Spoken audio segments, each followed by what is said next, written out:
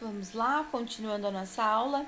Somente para fechar esse último slide aqui, falando ainda sobre o sistema nervoso, as informações que são passadas através dos impulsos elétricos por um neurônio devem ser transmitidas a outros neurônios ou a músculos. Sabe-se que existe um pequeno espaço que separa o axônio de um neurônio dos dendritos, que é chamado de espaço sináptico ou sinapse. Portanto, o impulso elétrico deve transpor a sinapse. Isto é possível porque a chegada de um impulso nervoso na extremidade do axônio provoca a liberação dos neurotransmissores ou mediadores químicos, substâncias que se espalham por todo o espaço, é aquilo que eu expliquei, né? Que é o espacinho entre os neurônios, conhecido como fenda sináptica também. E ao entrar em contato com a membrana do próximo neurônio, vão desencadear uma nova despolarização, ou seja, a origem de um novo impulso elétrico que passa a se propagar pelo próximo neurônio. Os mediadores químicos ou neurotransmissores mais comuns são a adrenalina é também conhecida como epinefrina, tanto que nessas séries médicas, né, quando o paciente chega com os batimentos cardíacos praticamente no zerados, né, eles falam, aplica uma dose de epi, é uma dose de adrenalina que serve para acelerar os batimentos cardíacos. É o hormônio do medo, né, o hormônio da fuga que a gente fala. Ele aumenta os batimentos cardíacos, aumenta a contração muscular, enfim, acelera os batimentos. Existe também a dopamina, a serotonina, a noradrenalina, que daí teria ação contrária à adrenalina, e ainda a acetilcolina. A dopamina é o envolvido no caso lá do mal de Parkinson, que eu citei anteriormente, né? Já é comprovado que pacientes que sofrem dessa doença não produzem dopamina o suficiente.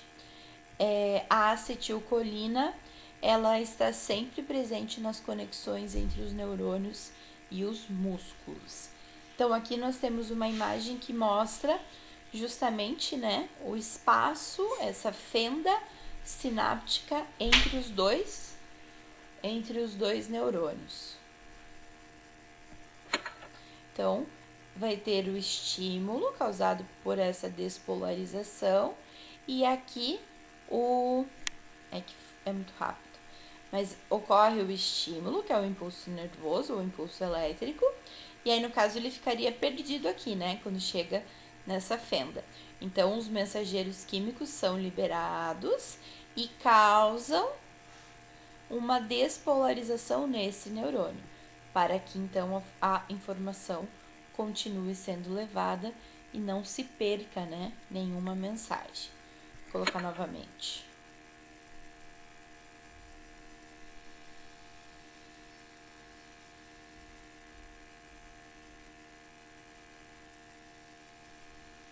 Então, esse espaço aqui entre, né, um neurônio e outro é conhecido como sinapse. E essa mensagem, né, essa ponte aí é feita, portanto, pelos mensageiros químicos, mediadores químicos, que são os neurotransmissores.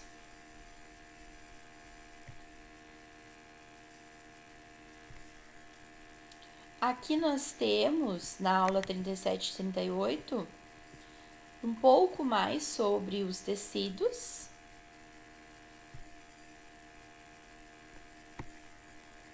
Então, nós temos ali a histologia, que é o ramo da biologia que estuda os tecidos. Os tecidos são um conjunto de células associadas pela forma e pela função. Então, o tecido é um conjunto de células que apresentam a mesma forma e a mesma função. Constitui uma das unidades dos níveis de organização da vida relacionados à pluricelularidade. ser formado por mais de uma célula. Nos animais, existem 4 tipos de tecidos, como a gente já viu: epitelial, conjuntivo, muscular e nervoso. Relembrando e abordando um pouco mais sobre os tecidos epiteliais. Os tecidos epiteliais podem ser divididos em 2 tipos. Existe o tecido de revestimento, como por exemplo presente na nossa pele, e existe o tecido de secreção, que é o que forma, do que é constituído as glândulas. Glândulas de suor, glândulas sebáceas, glândulas salivares. São feitas de tecido epitelial também. Os epitélios são formados por uma ou duas ou mais camadas de células justapostas. O que isso significa? Elas estão próximas, juntinhas uma das outras. Quando elas estão juntinhas uma das outras, a gente usa esse termo, justapostas. E apresenta pouca matriz intercelular.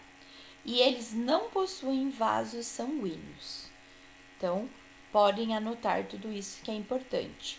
Tecido epitelial tem células juntas, próximas uma das outras, com pouca matriz intercelular e não possuem vasos sanguíneos. Ah, mas como que a pele recebe, então, oxigênio? Através do tecido conjuntivo. O tecido conjuntivo vai ter vaso sanguíneo e acaba irrigando o tecido epitelial. Então, aqui nós temos os tipos de epitélios e onde que eles são encontrados. Aqui nós temos o tecido que é chamado de pseudo-estratificado, porque ele é formado por uma única camada de células, mas a gente tem a impressão que são mais, Como os núcleos aqui, as células estão com núcleos em alturas diferentes, a gente tem a impressão que são mais de uma camada de célula, mas é uma camada só. Por isso que é tecido pseudo-estratificado. Ele está presente nas fossas nasais, traqueia e brônquios. Aqui nós temos os alvéolos pulmonares, no caso uma única camada de célula, o tecido de revestimento também, de vasos sanguíneos e endotélios, é uma única camada de célula, então é simples, Aqui nós temos o epitélio dos túbulos renais, aqui a gente tem do estômago, aqui epitélio presente na pele, na boca e no esôfago, com várias camadas, então esse é estratificado. Da bexiga também. O da bexiga até ele recebe o nome de transição, porque as células mudam ali de formato, justamente porque a bexiga ela tem essa capacidade de ser muito elástica, O tecido da bexiga é chamado também de transição. E aqui a gente tem o da uretra. Os epitélios de revestimento podem estar relacionados com proteção e absorção de substâncias. Então, a pele funciona como uma proteção, Ela impede aí que micro-organismos entrem no nosso corpo. E os tecidos epiteliais de secreção constituem as glândulas, como eu já falei, as glândulas salivares, lacrimais, sudoríparas, que é de suor, a tireoide, pâncreas, o fígado, entre outras. O tecido conjuntivo. O tecido conjuntivo eu acho que é o mais diverso deles, porque existe o tecido conjuntivo propriamente dito, que vai estar presente nos tendões e nos ligamentos, e existem os tecidos conjuntivos especiais, que aí envolve sangue,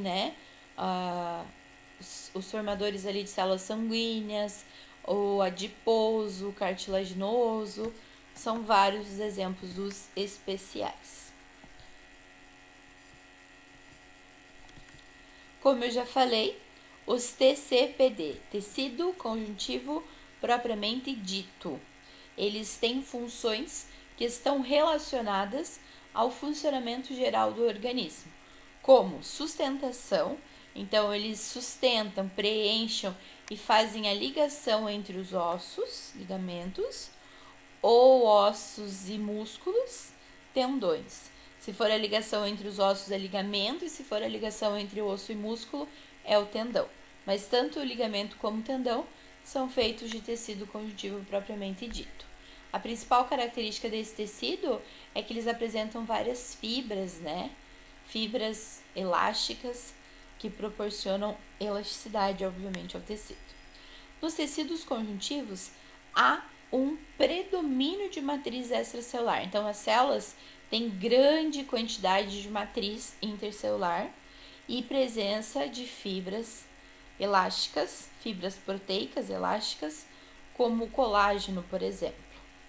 Então, ali vocês têm um exemplo, né, uma fotografia mostrando várias fibras, adipócitos, células de defesa, os capilares sanguíneos, então o tecido conjuntivo tem vaso sanguíneo e assim por diante. Os tecidos conjuntivos especiais, eles realizam diversas funções no nosso organismo. Como eu já falei, existe o tecido adiposo, existe o tecido hematopoético, que é o formador do sangue, existe o tecido ósseo e existe o tecido cartilaginoso. Todos eles fazem parte do tecido conjuntivo. E, para finalizar, os tecidos musculares. Os tecidos musculares, eles são especializados em contração. Os músculos realizam o movimento do corpo e dos órgãos, participam também da sustentação e manutenção da forma. E temos 3 tipos: o esquelético, o muscular cardíaco e o muscular liso.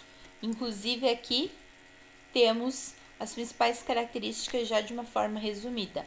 O tecido muscular esquelético, ele é ligado aos ossos, estriado, voluntário. A contração é rápida e voluntária. O muscular cardíaco é estriado, involuntário e a contração também é rápida. E o muscular liso, ele é um tecido de revestimento de órgãos internos, sem estrias, contração lenta e involuntária.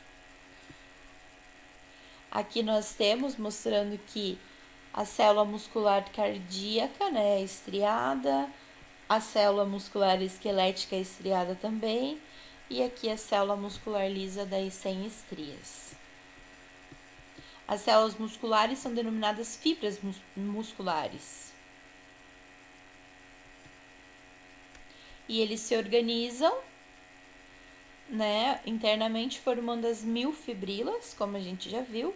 As miofibrilas são filamentos citoplasmáticos com 2 proteínas, actina e miosina, e o deslizamento da actina sobre a miosina resulta em contração e relaxamento das miofibrilas, que é o que eu mostrei para vocês no slide anterior. O sarcômero é a unidade contrátil da célula muscular. Ele é organizado com actina e miosina, e a separação deles forma uma linha que lembra o Z, né? Já o tecido nervoso, ele é especializado na função associativa, é o principal tecido do controle e coordenação dos processos vitais, realiza a associação entre os estímulos do meio e as suas respectivas respostas. O tecido nervoso, ele é formado por 2 tipos de células, os neurônios e as neuróglias, ou células de glia. A principal função do tecido nervoso é realizar as funções associativas. Então, basicamente, ele realiza todas as funções do nosso corpo, né? Realiza ou controla. Os neurônios são capazes de gerar e conduzir impulsos de natureza elétrica, que são chamados impulsos nervosos, e a neuróglia realiza sustentação, proteção e nutrição dos neurônios. Então, na próxima aula, semana que vem, a gente faz a correção desses exercícios. E é isso. Encerramos por hoje.